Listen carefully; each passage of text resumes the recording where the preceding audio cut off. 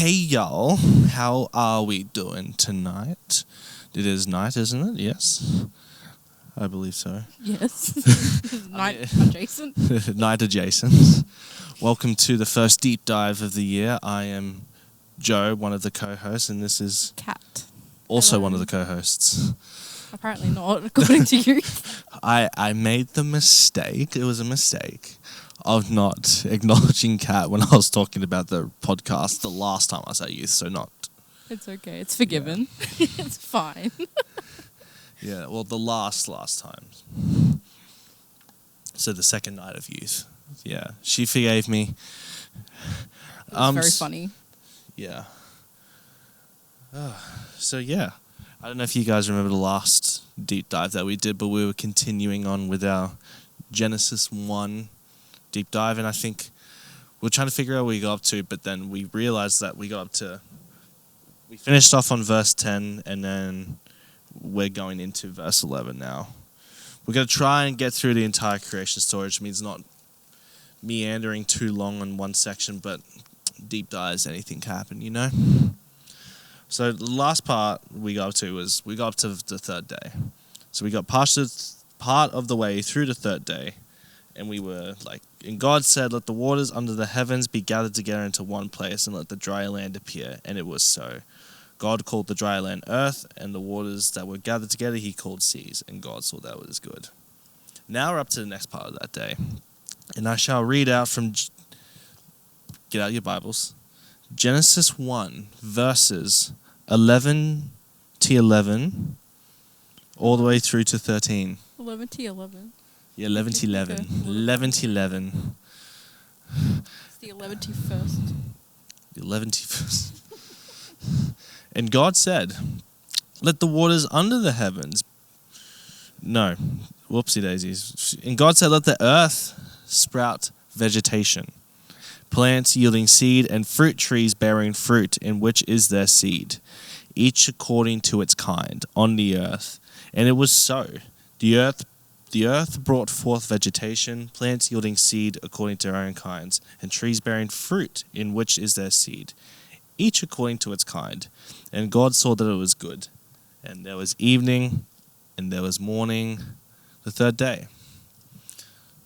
So obviously, yes, the first part of the day, God brings forth the land. You know, he makes the earth, and then he calls the earth, and then he makes the seas, just so it's not just one big sphere. Yes, a sphere. The earth is not flat, of water.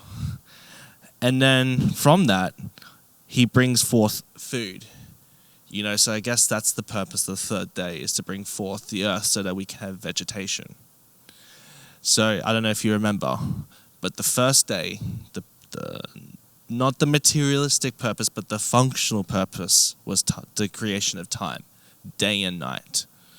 And then the second day, its function, I don't know if I mentioned it. I know I said something about celestial space, but the function was to bring about weather. I don't remember the celestial space part, but... Yeah, I don't know if I said that either, but... You might. Yes, the second day's functional purpose was weather. And now today, the functional purpose is bringing forth food. So time, weather, food. Pretty firm foundations for life, I will say, you know. So, whoops, I would say so. Sorry, I didn't have my microphone there just then. Yeah. And think about it this time, you know, obviously, man wasn't created, yes, but even after the whole, spoiler alert, after the whole Garden of Eden incident,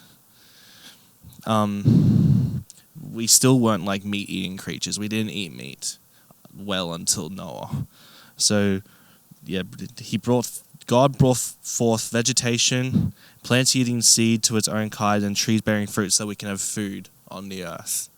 You know, I was actually thinking about this while we were preparing, you know, and it's kind of cool that a lot of people think of the creation story as like materialistic, like God created this and that and that. And the purpose, you know, was God was getting ready to place us on earth. You know, he created time so we can differentiate day from night, so we can know when to rest and when to work. And then the second day, so we can have weather, so that we can sustain ourselves on the earth. And then the third one was food, so that we can also sustain ourselves. And these are three pretty key aspects to life. There are think about a lot of places that, as well, especially for the second and third day, where weather sucks, and a lot of people struggle to survive. And then there's a lot of third world countries where they struggle with food. Yeah, true. Interesting. I never thought of that before, but I guess sometimes when you're a church kid, you kind of just hear things, and you read the Bible. You've heard it so many times you can quote it, but you don't really think about the depth in what you're reading. Yeah, so we just skim over instead of taking a expository point of study over it. And it's not that the Word of God is only there to be studied, but it's not there to be skimmed over either. Which is why I wanted to do this deep dive, because I think a lot of people overlooked the importance of creation. People yes, God created the world, that's awesome, but we're here He didn't just create the world, He purposed it for us. He purposed it for the creatures that would worship Him. And thinking further that, not just deep diving into the application of creation in our real life, but think about it to other verses in the Bible. I think to Psalm 1 with regards to bearing fruit, it's blessed are those, how does the Psalm start? It goes, blessed are those who do not walk in step of the wicked, nor sit in the seat of scoffers, nor walk in the counsel of the wicked, but those who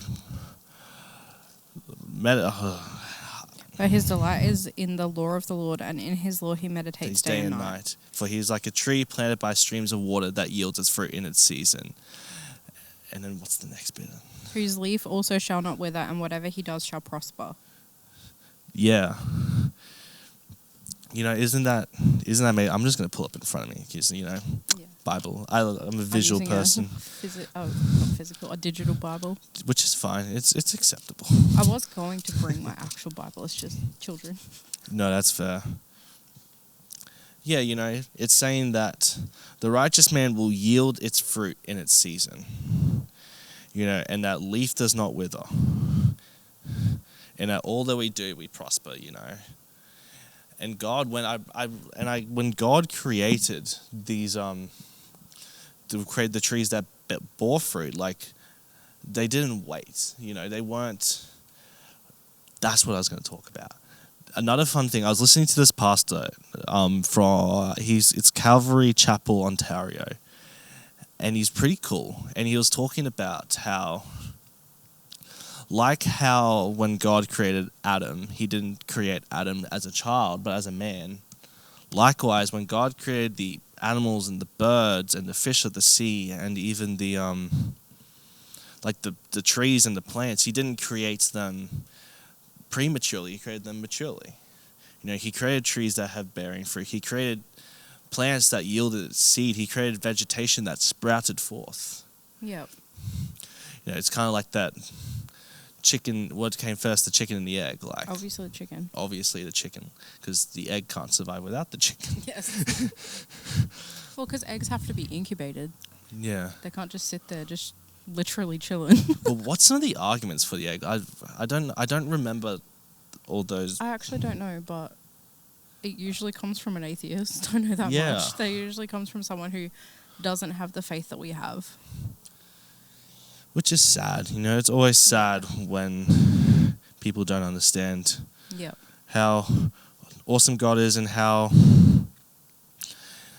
he created these things, and God wouldn't create something prematurely knowing that it wouldn't survive. Otherwise, it goes against the purpose of creation. Exactly. He creates.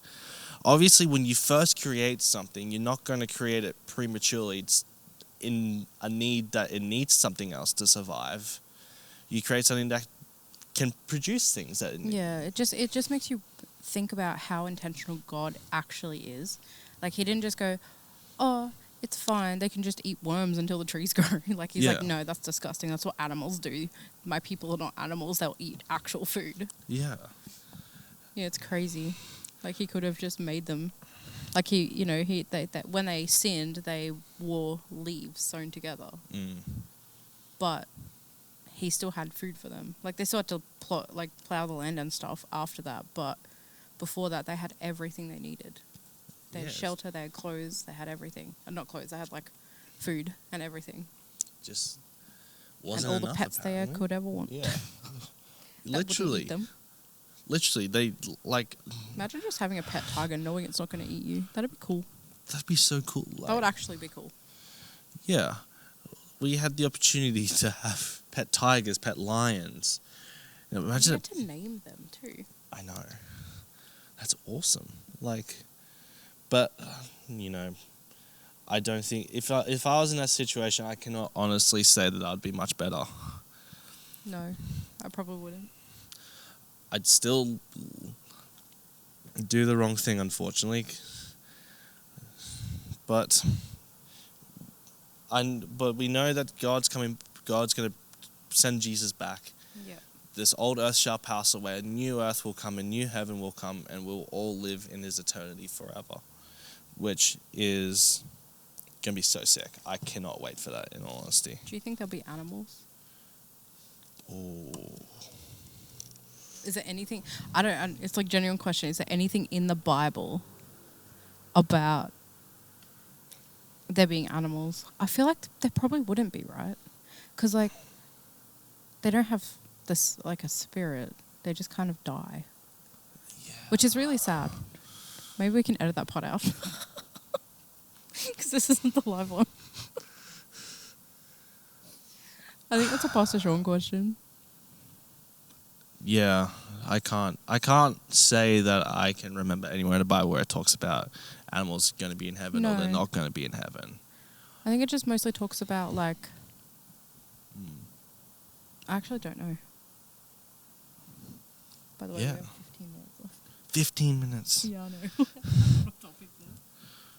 Oh, yeah, we do have 15 minutes. Sorry, yeah. Zach. It's all right. We can... But yeah, that's... But that's... Yeah.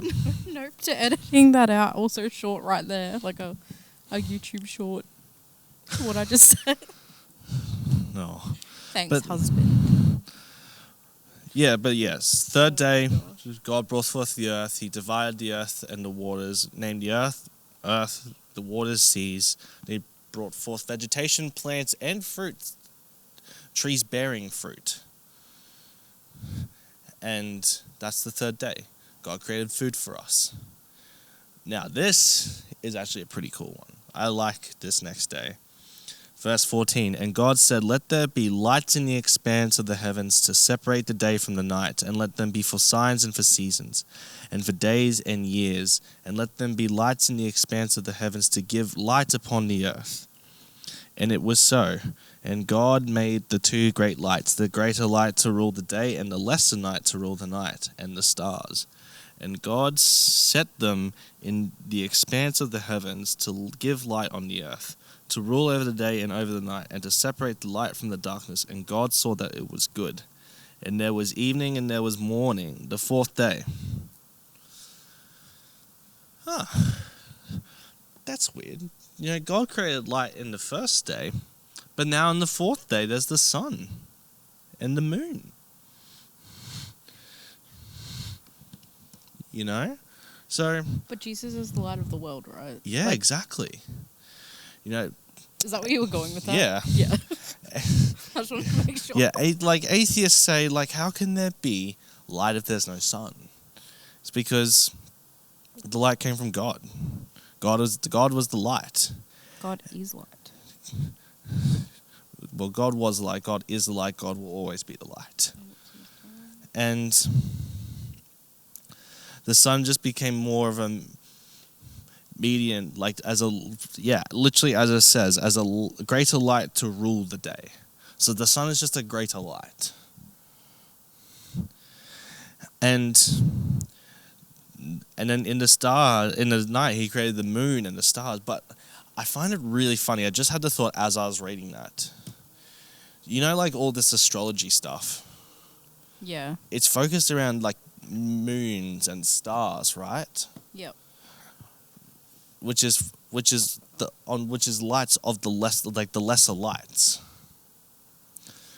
So it's kind of crazy to think that like these astrology people who obviously aren't focused on Christ are focusing on the lesser light to bring forth their beliefs. Yeah. Which shows how like the enemy is in these things.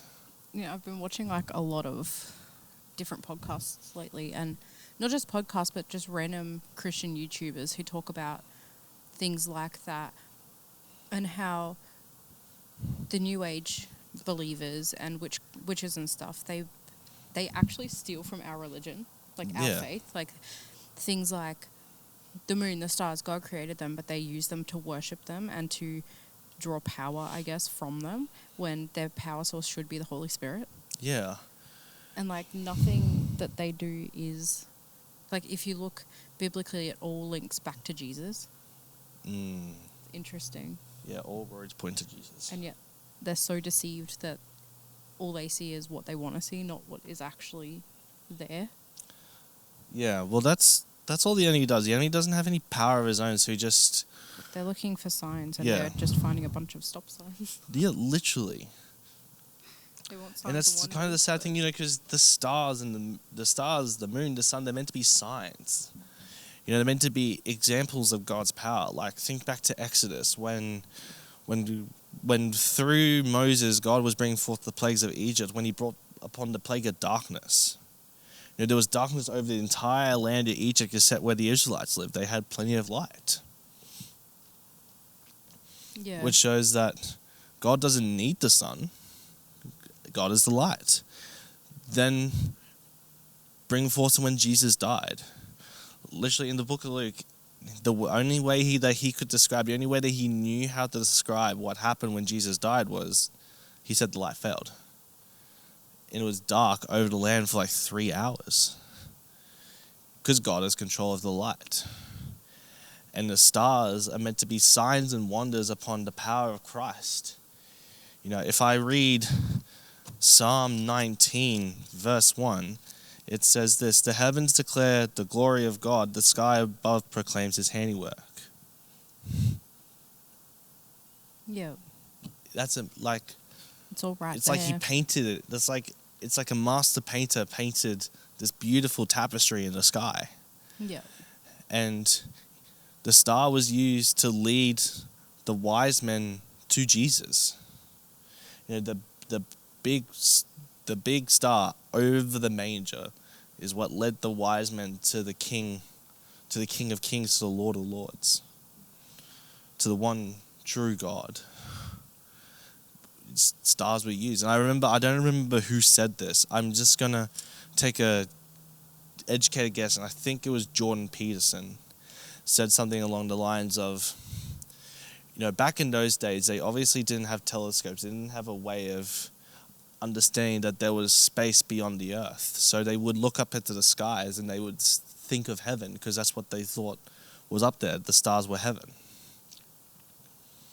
Which is... Some people still think about it. Yeah, I guess some people... They do. Really? Well, yeah. If you're thinking celebrities, yes. My brain just went to a really weird side note. Well, they worship them, right? Oh, yeah. Idols and stuff. I told you, my brain took a really weird left turn just then. Yeah.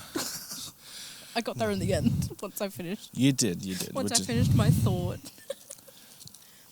We're editing that one out for sure, okay? Oh, it's not staying in there. Yeah. But it's incredible to think about. That God created these things. It's like their function was to give us signs.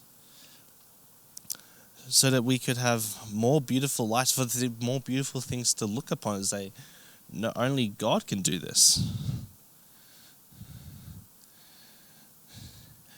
So if we think back to the first day of the function of time, then this is the functionalities of giving more intrinsic value to decoding the conundrum, the paradigm that is time. Yeah. There's a sun in the sky that signifies that it's the day, the great star. And then in the night, you can see all these beautiful stars that still shine light upon the earth with the moon, so that we're not in complete and utter darkness. Which shows that, which is actually a really cool way of saying, that Jesus is like this, the sun in the day and the moon and the stars in the night, so that no matter what, we always have light in the darkest of times. Yeah. Like, he is our light. Yeah. He is our light in the good times. He is our light in the bad times. Yeah. I just love how all these verses, even in the first chapter, how much of it points to Jesus. And do you know what? I was thinking about this when I'm doing my personal commentary, and it started in the second day. If I go back to the second day, he says, where is it? And God said, "Let there be an expanse in the midst of the waters, and let it separate the waters from the waters. And God made the expanse and separated the waters that were under the expanse from the waters that were above the expanse. And it was so." It happened. When God ordered these things into creation, it didn't take time. It didn't take like melding and meshing and all that stuff. It was so. Like earth be brought forth, it appeared.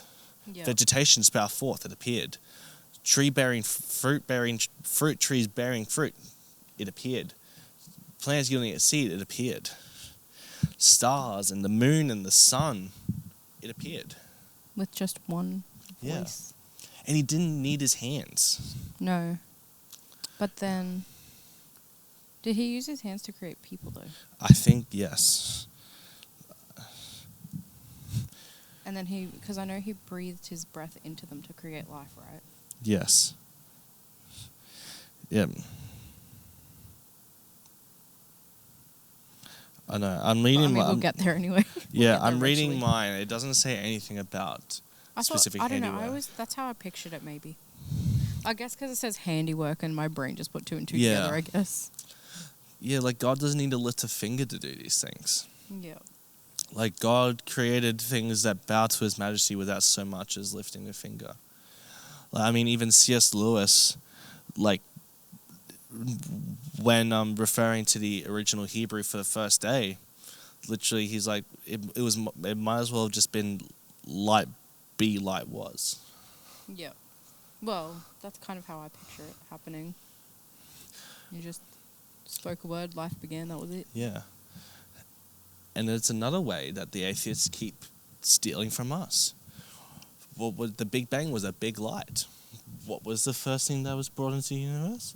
Light. They just keep stealing from us. They also say it was a big sound, and I'm like, well, what if the sound was just God's booming voice saying? Literally, yeah. Like just speaking it into yeah, existence, that's another solid point. I always think about that, and then I brought it up to my sister once, who is an atheist, and she's like, "You're so dumb." She didn't even have an argument. She was like, "That's the dumbest thing I've ever heard," and I'm like, "You're an educated scholar with a master's in like psychology, and you don't have an argument." Like, these are things that you've thought of, and your argument to me is that I'm just dumb because I thought about something critically. Yeah. It was just, just made me laugh a little bit. Yeah, it's kind of like, okay, so what's more crazy to say that there's an eternal, immortal, never-ending, no beginning nor end God that created everything perfectly, or nothing created everything? Yeah, nothing can come from nothing. Like if I was to put into a real life example, if I was to get someone to walk up to a building and say, what's more crazy to think? That there were builders, that there were contractors, electricians, roofers who planned and put blueprints and paid money for materials and brought it all together to make this building, or the building just appeared? Well, some people believe that the pyramids were built by aliens. Yeah, that's wild. Some extraterrestrial beings came and made pyramids. Apparently, and then they just disappeared and we never saw proof of them again. Like, if I was an alien, yeah, I would totally come to Earth and be like, oh, I want to make this weird structure, and then I'm just going to gap it. We got 3 minutes. No, that's not. Oh, well. But back on topic. Back on topic. Back on topic. Back on topic, yes. How cool that on this fourth day, God gives us even more things to appreciate us, to appreciate him by. Sorry about that interruption. Sorry.